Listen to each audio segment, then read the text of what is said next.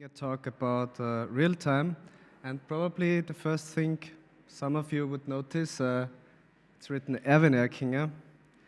This has a reason. The reason is the slides are prepared from my brother, and he's supposed to be here, but he must work for his company, and so I have the pleasure to introduce his slides and my talk.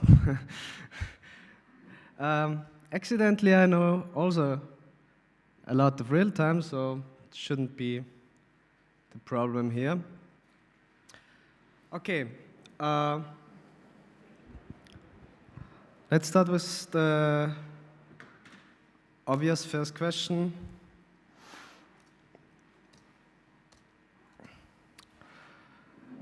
What's real time, and what's the difference between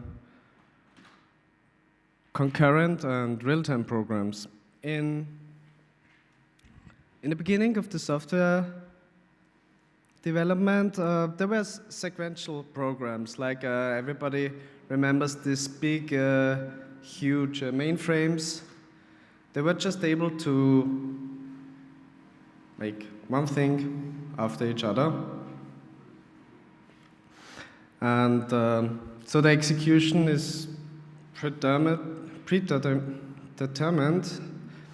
and the results are independent of the execution speed. This is quite easy to catch the figure. And also, it's quite nice, you can often analytically verify the correctness. Concurring programs, this is the typical situation of today's operating system. They execute multiple programs in pseudo-parallel. I mean, pseudo-parallel is like, it seems it's parallel, but it's not parallel. Of course, we have one CPU, so the CPU must give a time slice to this process and then give a time slice to another process. And so we have the feeling of parallelism. But as today's operating system try to be quite fair, it will happen that some program gets a specific amount of time, and afterwards the operating system looks at it and said, well, okay, there is another low priority task that hasn't got a time slice for quite a while, so why not give them the next slice? This is quite good, and in most of the situations it's comfortable. But for instance, the results of concurrent execution is dependent of the execution speed. I will come to this later, but it's not like sequential programs, and it's not like real-time programs, because in real-time programs there is a deadline, and each real-time operating system satisfies this criteria, giving a task after an event occurs within a deadline, a guaranteed reaction to this event. I mean, it doesn't sound to something special, but let's have a look at it a little bit in detail. So, as I've said before, real-time programming guarantees the reaction on an event before the deadline. Real-time isn't necessarily fast. Most of the times, real-time It's like real time and embedded and fast. And no, real time just means there is an event, and before the deadline is reached, there is a reaction. Every time. Not most of the time. Every single time. The time limit, of course, depends only on the application. For instance, the time limit for switching a railway, the embedded device for switching two railways to each other could, for this device, real time could mean 3 seconds. Actually, it's not very fast, 3 seconds, but it means it's satisfying if the reaction occurs in between 3 seconds. In automotive industry, so with cars, modern cars have plenty of computer stuff inside. This could be 10 milliseconds or less, depending what this device is doing. So, real time means the computer reacts in time. Okay, we have different types of real time. Of course, the obvious hard real time. Hard real time will never fail. I mean, soft real time may fail and will. For a typical example of soft real time, look at your mouse cursor. If you move your mouse, you see the mouse cursor moving also, and most of the times it behaves like this. Sometimes it flickers and the computer does something more important in his opinion, and yes, then it fails. But I mean, in case of a mouse cursor, it's not that catastrophic, but for hard real time, imagine a meteor, a comet, and you have a device where you want to take photographs when a meteor or a comet is touching the Earth's surface. So you have a trigger, and this is just a box which says, okay, wow, here it is. And then you have the photograph unit, which gets this event. And this is where hard real time comes in. If the photograph box doesn't react within the deadline, you will miss the shot. I mean, there are other examples of real time, like moving a car. But in case the difference between hard real time and soft real time is hard real time will not fail. Soft real time may fail. And will. Okay, for soft real time, as I've already mentioned before, you can use your operating system. Mouse task is a typical soft real time task. Well, for hard real time, you need something more specific. You need a real time kernel. Most of the times, real-time kernels are associated with embedded systems, but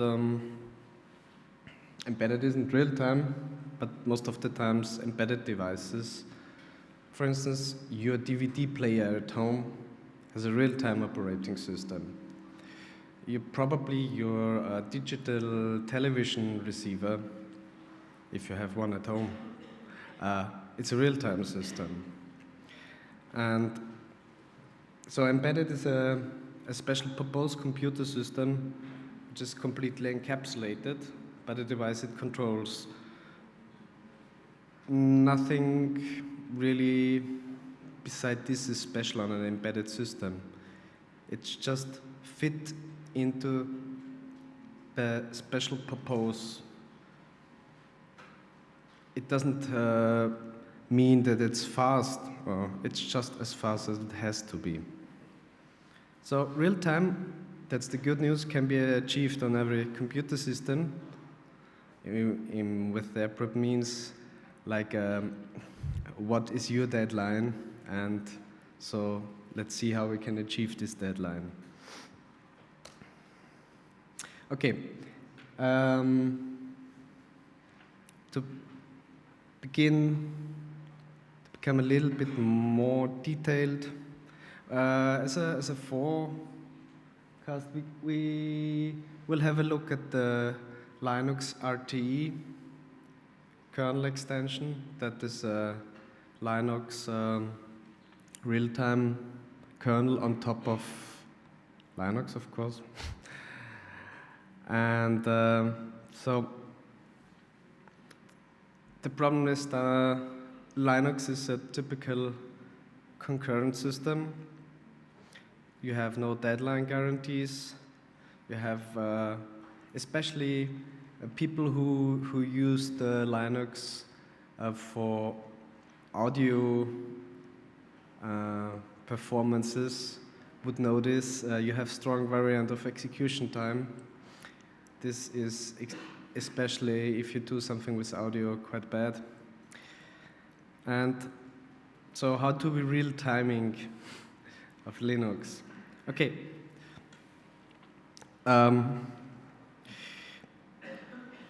You have the tasks which are going to get executed. The scheduler is that part of the operating system which is supposed to do that. ISR is the interrupt service dispatcher and the interrupt controller, of course. So, how we put real time on top of it? Basically, we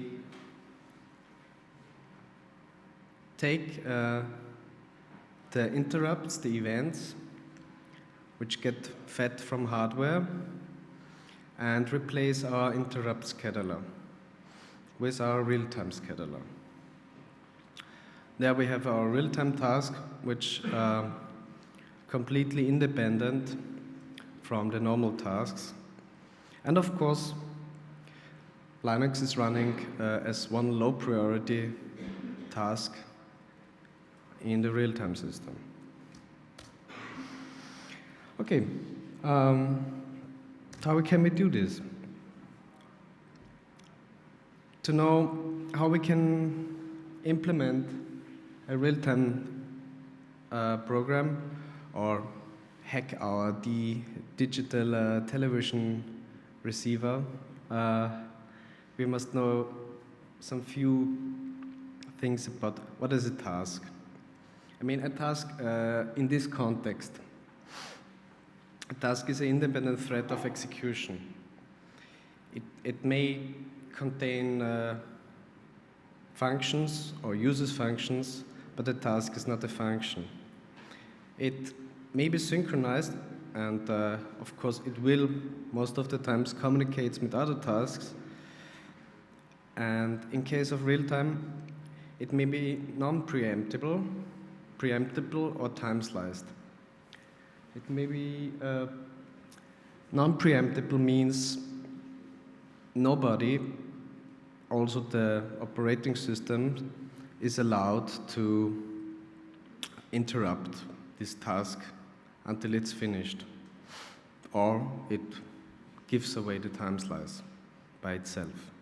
Preemptible is the opposite, means okay, you can interrupt me. And time sliced, we will come to this later, is a specialized thing in real time you do when you have no interrupts. I mean, We come to this later. Okay. A task has, of course, a priority. Everything is based on this priority. It's not like the Linux nice level. It serves a similar function, but the priority is a criteria if a task gets scheduled or not. It has some states, of course. Most important ones are blocked, ready, and running. And it's maintained by the real-time kernel. So basically a task is an endless loop. It blocks if it wants something from outside, I/O. Yeah, it's set up by an init function. In case of RTI, you insert the kernel module. This is the start of life of a real-time task. And it's made of you see the task is made of disk data. This is the data segment, the code, the stack, and some real-time operating system internal task control block. Of course, what's in this task control block? Most of the time there is, of course, the ID of the task, sometimes the priority, but it's mainly business of the real-time operating system, what's inside. Okay, let's go to scheduling. As I've said before, a task can be preemptive or non-preemptive. And periodic or not periodic. Periodic tasks, as you see in this picture, gets involved every 5th time slice. This is a little bit, this is a little bit simpler than it actually is, but I think it explains the picture. Periodic task, like I've said time sliced before, you see the periodic task gets involved every time the time is over, and so it interrupts the preemptive task, runs a little bit, and then gives back control to the preemptive task. So as we see around 10, there is another high priority non-preemptive task. Yeah. And the periodic task therefore gets involved a little bit later. Depending on the timeline, this is a good or a bad thing.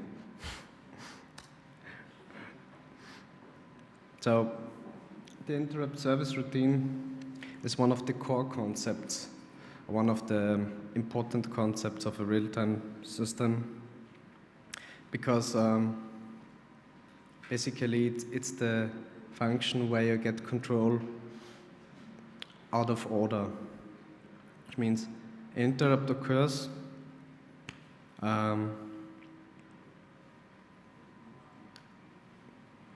you can react to it, or the real-time system can decide to ignore it. But the interrupt service routine is a very small part which just looks which interrupt happened, what's the current state of the system, will it return to the task after the interrupt, and what priority is the task currently running, and then decide what to do next. So, in case of real time, we have a task We have an interrupt service routine. Okay, now we are able to react on external events.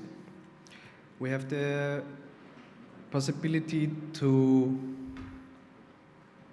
activate or deactivate a task, but right now it's a little bit boring because we have no way of communication, we have no way of synchronization.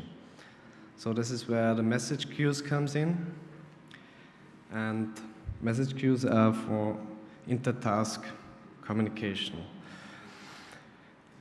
Usually, in real time, you're using fixed length data. Usually in real time, you do as much as possible at design time. This has a reason because you want to get this system deterministic. The more you know at design time, the better it will actually go. So fixed length, it sounds like, so real time is really, you must know what you're doing. In wenigen Minuten wird der Gewinner der Fotoausstellung am Wikipedia-Stand bekannt gegeben. Vielen Dank. Okay. So in a few minutes we will have a winner for what?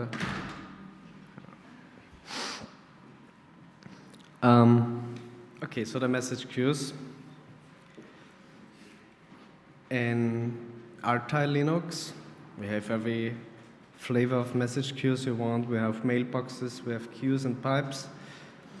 In other systems, like Pesos is an embedded real-time system mainly used in consumer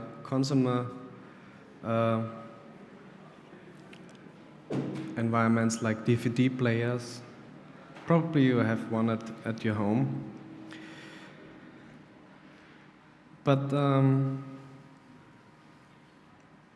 common to all this implementation is you have a maximum size of elements which can be queued, and you can use this message queue for sending data. So, but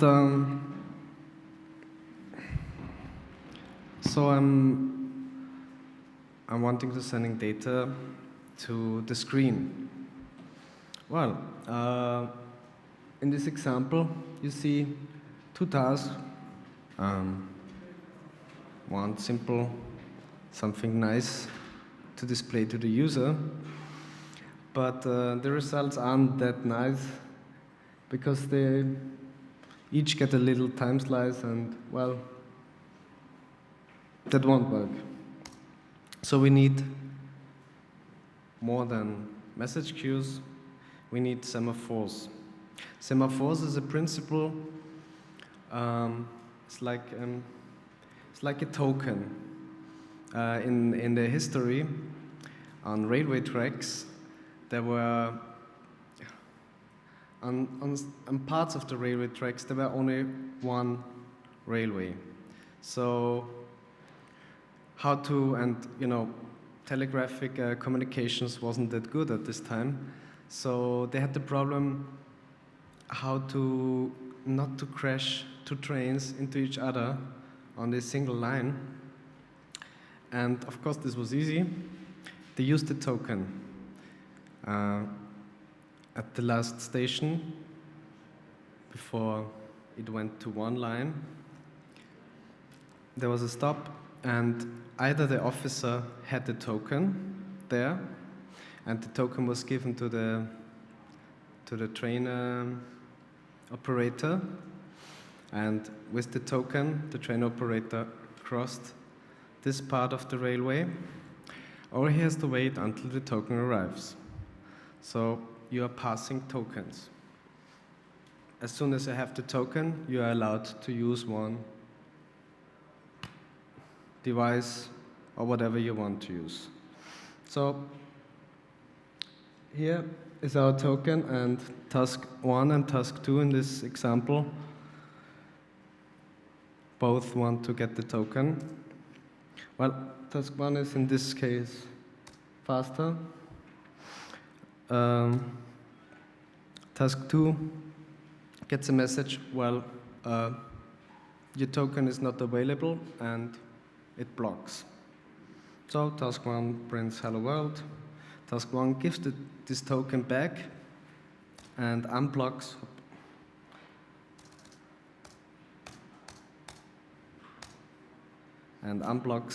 task 2, which can then print good evening. And then, of course, like every good program, it must give the semaphore back. So semaphores are used for inter-task control communication. You can protect your resources with it.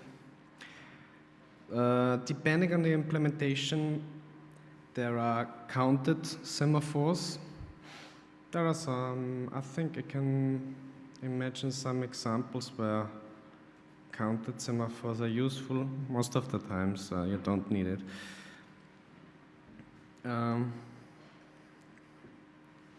If you want to take a semaphore and you're out of luck, this will block your real-time task.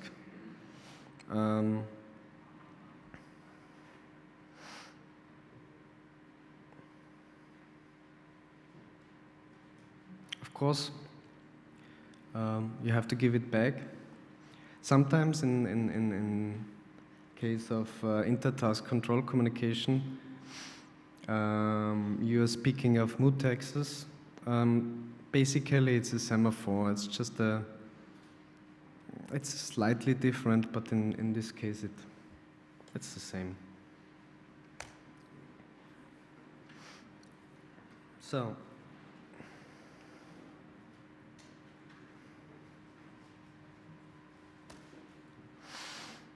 okay, what else do we have to have a working real-time operating system? Of course, we need a timer. Single-shot events or periodic events. Sometimes the timer is the only interrupt which is allowed in a real-time system. Then you're doing something from top button. You say, I don't care about hardware interrupts. I don't care about whatever device wants my attention. I just use a periodic timer, and this is my only source of interrupt. And this is time triggered, as I've mentioned before. And in case you know exactly at what time you must react or not, it may be a clever solution than having hardware interrupts, because it's not a matter of how quick or how efficient your processor is used. Yeah, also real-time programming doesn't mean you're using your processor efficiently. It's not, I mean, yeah, you should do with the processor what you want, and you should have sufficient power to do it. But real-time systems, most of the times, is designed to be utilized not more than 70%, and it will be utilized at 70%, even if it does nothing, almost nothing. The rest, like the 30%, are only for unexpected, non-deterministic behavior, especially if you try to make real-time on a architecture like the x86. You need quite a lot of buffer because it's quite non-deterministic. So the timer is one of the most important devices when it's going to go about real time. It's used for delaying, it's used for waiting, and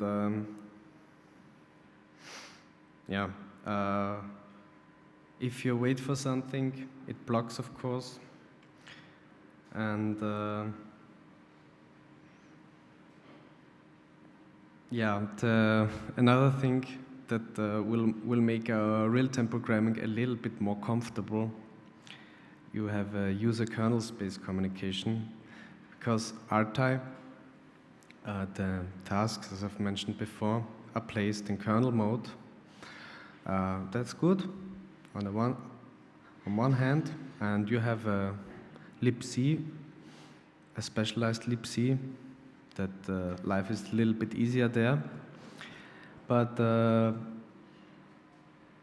most of the time you just want to do a specific task in real time and make the rest of the calculation, the rest of the presentation or whatever in user space, and there you can use whatever library you want or use unreliable transport mechanisms like TCP/IP. So for this reason, RTI provides a FIFO, that means it's a ring buffer, basically with first in, first out, and shared memory access for user kernel space communication. So, I think we now have the basics of real-time programming. We have tasks, we have mailboxes, message queues, data which can be sent from one task to another. We have the semaphores, which we use to control the data communication, to control reaction and reservation on external devices. So, sounds easy, but there are some more obstacles.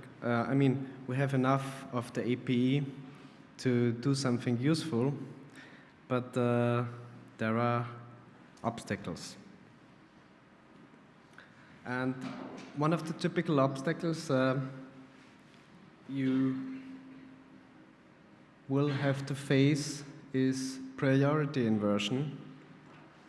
And usually a real-time task never gives time to a lower priority task if there's a higher priority task ready, so waiting for execution. So basically priority inversion should never happen.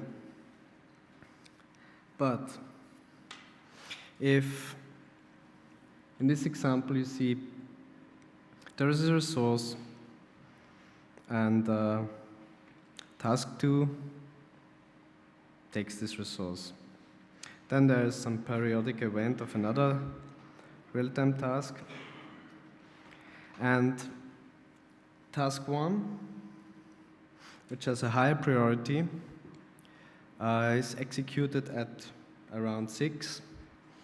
But task 1 needs a resource currently reserved from task 2, and therefore it must block and let task 2 finish. And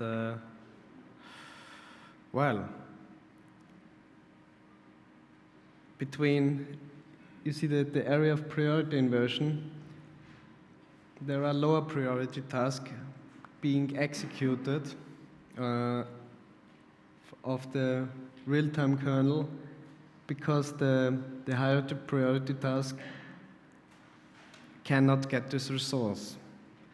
So usually priority inversion is something you get when you're making design flaws, like messing around with resources used by different tasks. There is an example, actually, a very nice example. A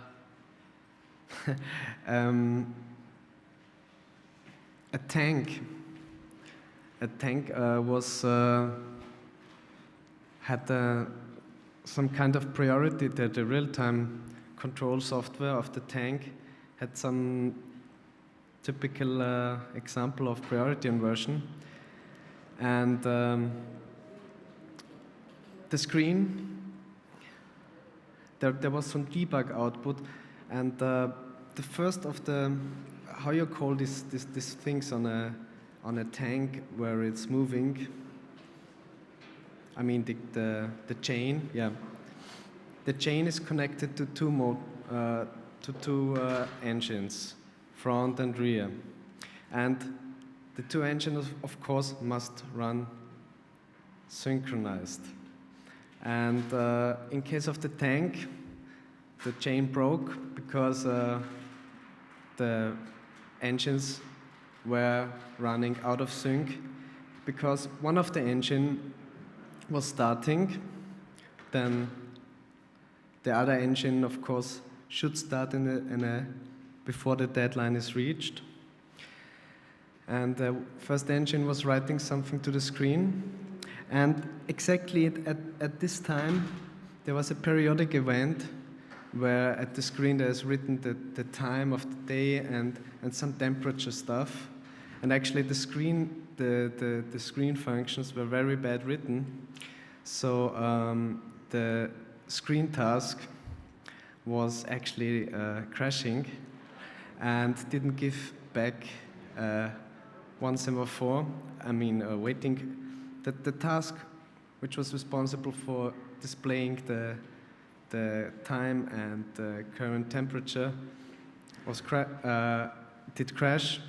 Therefore, it didn't give back the resource, the semaphore of the screen, and therefore the second engine couldn't start because it couldn't get the screen, so it blocked and the chain simple fall in small parts. So this was very complicated to find, because at first they had no idea what happened, and then they figured out, well, every time there is something in movement and there is this temperature display, something bad happens. And this is called priority inversion. So priority inversion is bad, but it's a design flaw, and you should avoid it quite easy.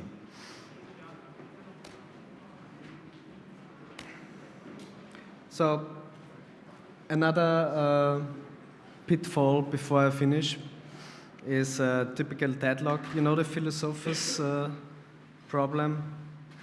You have 4 philosophers, and left of you is a fork, right of you is a spoon. And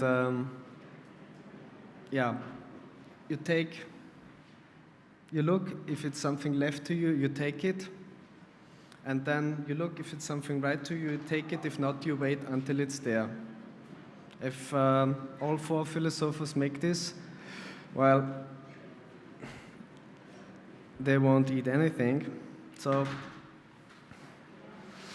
the task block because of mutual reservation of resources. Again, system design. You can avoid this, but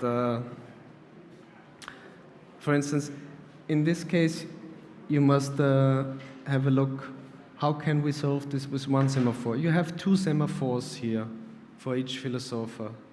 I mean, you have 4 semaphores. For each fork and spoon, you have 1 semaphore. But you could solve this with 2 semaphores.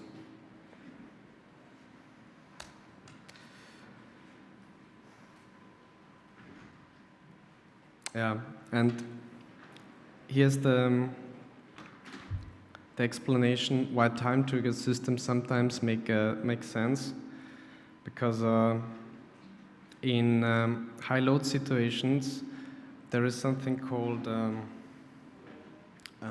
interrupt storm, and of course every interrupt takes a little bit of time, and if you have for a certain event tons of interrupt, you have something like an interrupt storm, and this could lead to situations where nothing goes on at this point, because the system just serves acknowledging interrupts. You can fix this if you just use time-triggered slots and then look, oh yeah, okay, my one I/O resource was just behaving like wild. Okay, well, forget about it and look at the other things. So time triggered has usually you give away a little bit of performance, but you can avoid high load scenarios. Okay, as I have begun my talk a little bit later, I must skip the last part. But of course, what is in security situations where real time is used in cars or in aeroplanes, you have some additional protection, and this also involves that the system is checking if everything is really in time, within the deadline. I mean, because when we are talking about the deadline, it should never occur, but in case of a car or in case of an aeroplane, it's still good to verify this. So you have some additional timestamps on each message. You have additional timestamps on each task to check if it's in between the deadline or not. The tasks, of course, are separated from each other. Most of the time in real time, especially Arch Linux, you're all in kernel space. I mean, that's a lot of fun, but you could do to other tasks whatever you want, and in case of an aeroplane, it won't be that good idea. So they have additional protection features, and yeah, fly-by-wire is one of these typical examples which we can use for additional protection. Also, in this case, you always use fixed time slices. You trash everything about interrupts. You don't need it. You need fixed schedules. And if you want to do something in real time, probably you could start using Arch Linux and getting one of these shiny digital television receiver cards and play a little bit around, because you could possibly attack the encryption of the television broadcast with a real-time task. Everything else would fail, of course. Probably you will fail too, but if you use real-time, you have at least a chance to react to the decoder card within the time limit, and so the show goes on and you have an additional chance to decode it. So real-time is more or less in many devices you have at home.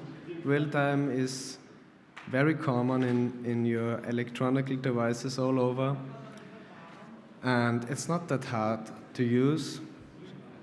But yeah, remember, real-time means to react within not reaching the deadline. So to be real-time in this talk, I must finish right now.